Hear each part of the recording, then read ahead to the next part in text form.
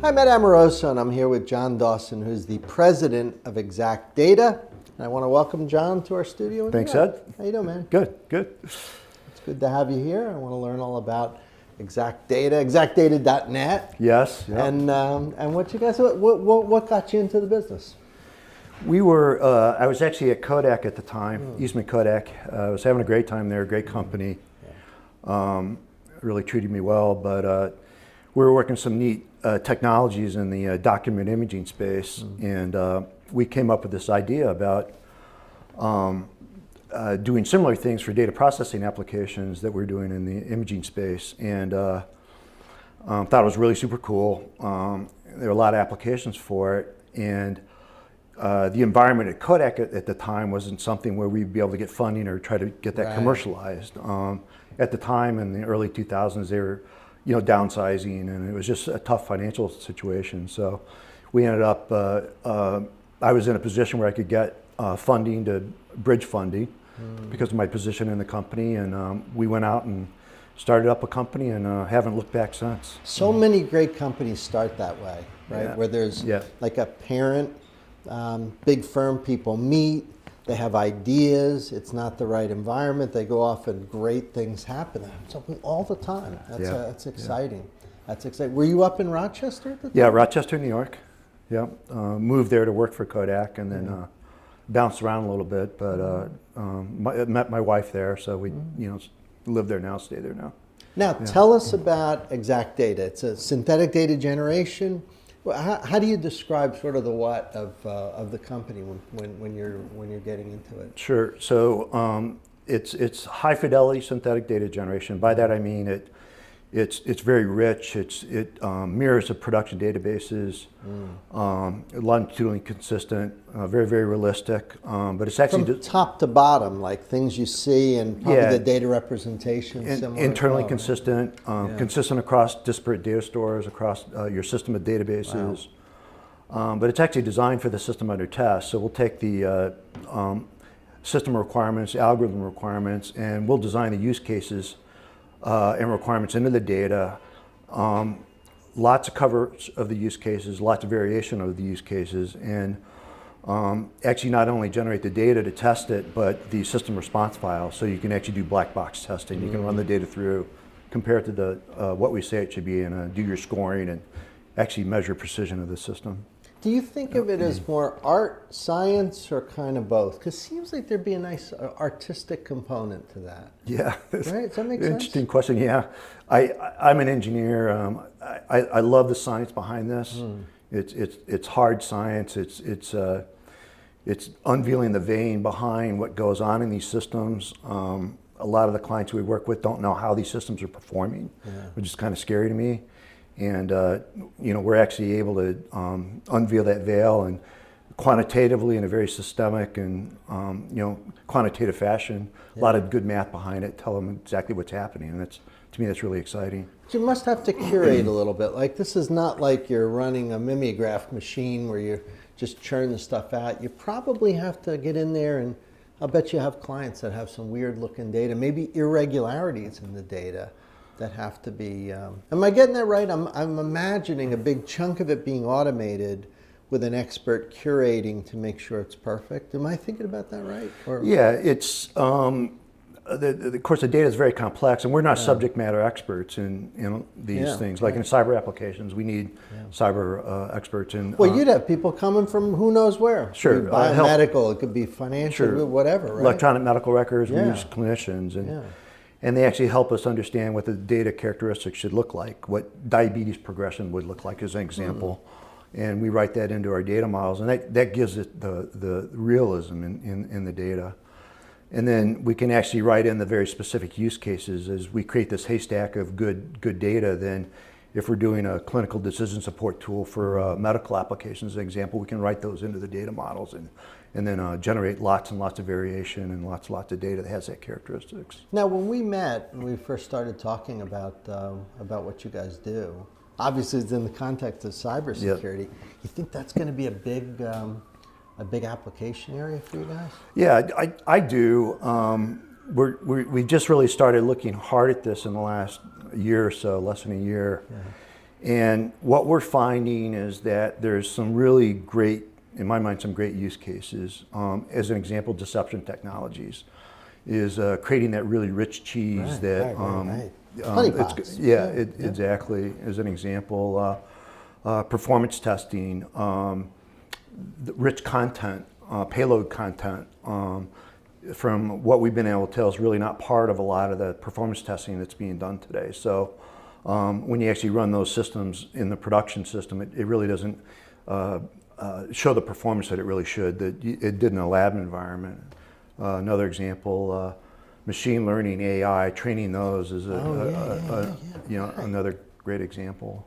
Just pure training of analysts for different cyber use cases. Have you had people come and say they want to do some kind of training and build us 10 million examples to train the heuristics on what a cat looks like or what a malware looks like for AI? For AI? Learning, yeah. We have not done any AI. We've had some, for non-cyber, we've had some exposure to some Intel AI applications about how to train them, and it's a real problem. I mean, you need a lot of data. Absolutely. And then you need a lot of variations around that data, and that's something that this technology does very well. I remember the example we're using was who shot John F. Kennedy, and the answer was Oswald, and then you had to train these AI systems on all the variations around that, and it gets very, very complex. Jack Kennedy, misspellings, character missing, and things like that. And we can do that very, very quickly, create millions and millions of records that have the question and the system response, and be able to train these systems very, very quickly. I'm going to guess a lot of people watching who are mulling over in their minds how they train their AI systems to get better. I mean, there's still a lot of systems that require that curation, human assisted. I never find a problem with that. Sometimes vendors apologize for that. I think it's not a problem. It seems perfectly fine in a lot of cases. You guys are like the absolute perfect solution for that. It's really good because you're not. Here's another thing that I thought. I know we talked about this before. Hackers are really clever. Yeah. And when you throw up data in a deceptive environment, and it's different in even a little subtle way, they pick that up quickly, and the honeypot is worthless. So again, the idea to have that high fidelity top to bottom is really powerful. I think you guys are sitting on some interesting opportunities here. Yeah, no, we do too. Yeah, this is good stuff. Good stuff. So company, you where are you guys headquartered? How are you set up? Rochester, New York. Rochester. Most of our business is U.S. federal, so we travel to D.C. almost on a weekly basis. How do you get from Rochester to Washington? Is there a shuttle?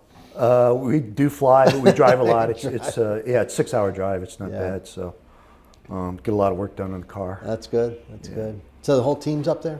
Yes. Well, we have one person down in the D.C. area, but for the most part, we're up in Rochester. With the D.C., are those the federal applications more on the defense side, civilian, or maybe both? You've probably done both. They're almost all civil to date. We have done some Intel apps, which is pretty exciting.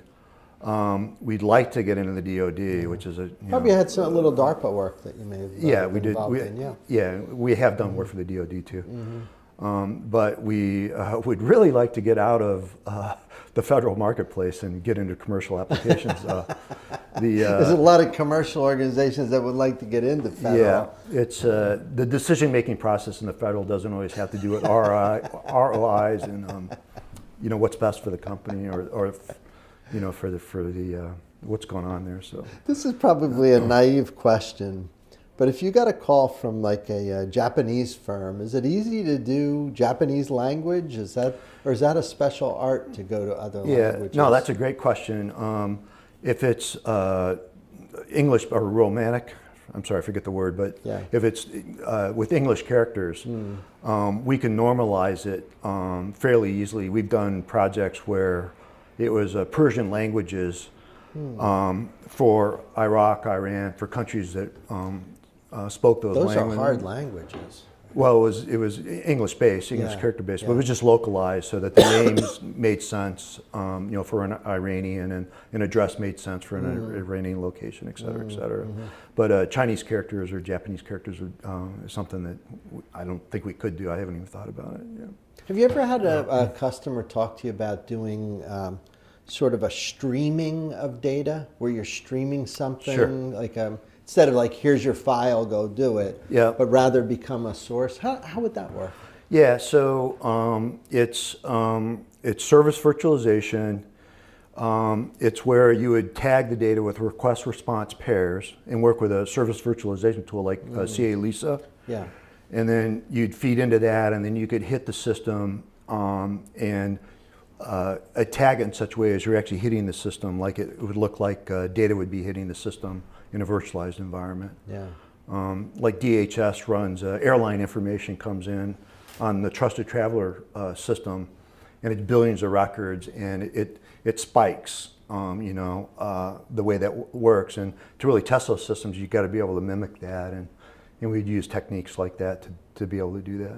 That's so interesting. I bet volume is probably also a dimension that comes up. I know in my world, Yep. when we deal with denial of service attacks, we're all terrified that we're going to see these 1 terabit per second kind of barrages on gateways. And there've been, I know there's some synthetic generation, but it always struck me as kind of primitive.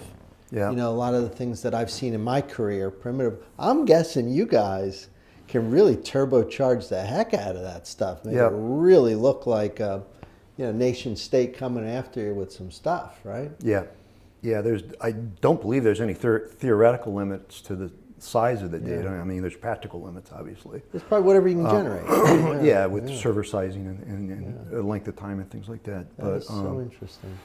Yeah, I mean, even attack type cyber applications where we would flood a financial services application with realistic data they wouldn't be able to tell was synthetic until they started to try to process it, would be another example of offensive type application. I would think like NSA would want to take your stuff, have you generate records, encrypt them, Yeah. and they could practice cryptanalytic tools, maybe in the open Sure. with something like that, because it's not real data. Right. So you could have hackathons and other types of things in Yeah. the cryptanalytic community with complete safety. No problem to because a lot of times when you do cryptanalysis, you gotta be a little careful if you're doing it on real stuff because you expose PII and so on. You got to be perfect at that. Yeah. They call it challenges. Yeah. So where we'll generate the data with specific characteristics that would have a challenge that they're trying to solve, whatever that might be. And because it's fully synthetic, they can release it out to the industry community integrators, and then have them actually solve that problem and prove that they solved the problem. And then it really shortens their purchasing cycles because they know exactly what that they're procuring actually works. So it's really a smart way to go about doing some of those procurements. So I have a prediction. I think in a couple of years, cyber is going to be your biggest application. That'd be my guess. Yeah, we're pretty excited. Spectacular. It's a neat use case. We think we bring a lot of value in this very, very niche area where we are the market leader in this particular area, and we are seeing a need for it in some of the people we've talked to. So, we'll see. Yeah. Love the company. I love all the stuff you do, and I love that you guys are in Rochester. That's such a cool tech community.